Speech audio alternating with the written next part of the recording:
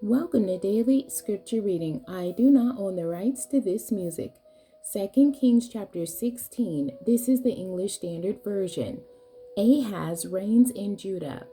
In the 17th year of Pekah, the son of Remaliah, Ahaz, the son of Jotham, king of Judah, began to reign. Ahaz was 20 years old when he began to reign, and he reigned 16 years in Jerusalem. And he did not do what was right in the eyes of the Lord his God, as his father David had done. But he walked in the way of the kings of Israel. He even burned his son as an offering, according to the despicable practices of the nations whom the Lord drove out before the people of Israel. And he sacrificed and made offerings on the high places, and on the hills, and under every green tree. Then Rezin, king of Syria, and Pekah, the son of Remaliah, king of Israel, came up to wage war on Jerusalem, and they besieged Ahaz, but could not conquer him.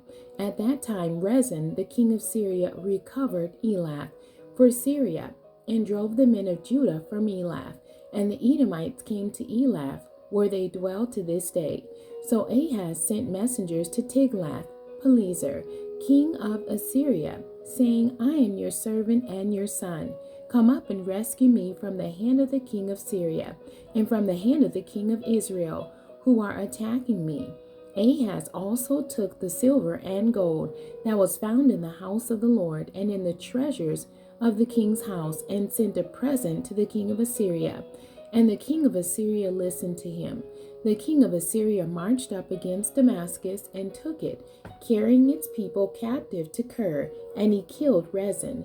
When King Ahaz went to Damascus to meet Tiglath-Pileser, king of Assyria, he saw the altar that was at Damascus, and King Ahaz sent to Uriah the priest a model of the altar and its pattern, exact in all its details. And Uriah the priest built the altar in accordance with all that the king Ahaz had sent from Damascus. So Uriah the priest made it before King Ahaz arrived from Damascus. And when the king came from Damascus, the king viewed the altar. Then the king drew near to the altar and went up on it, and burned his burnt offering and his grain offering, and poured his drink offering, and threw the blood of his peace offerings on the altar. And the bronze altar that was before the Lord he removed from the front of the house, from the place between its altar and the house of the Lord, and put it on the north side of his altar.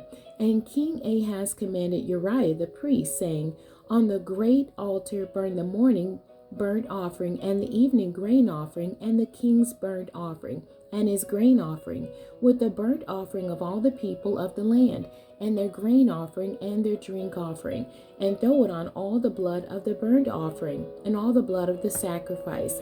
But the bronze altar shall be for me to inquire by. Uriah the priest did all this as King Ahaz commanded. And King Ahaz cut off the frames of the stands, and removed the basin from them. And he took down the sea from off the bronze oxen that were under it, and put it on a stone pedestal, and the covered way for the Sabbath that had been built inside the house, and the outer entrance for the king, he caused to go around the house of the Lord, because of the king of Assyria. Now the rest of the acts of Ahaz that he did, are they not written in the book of the Chronicles of the kings of Judah? And Ahaz slept with his fathers, and was buried with his fathers in the city of David. And Hezekiah his son reigned in his place. The end. God bless you, and thank you for joining me today.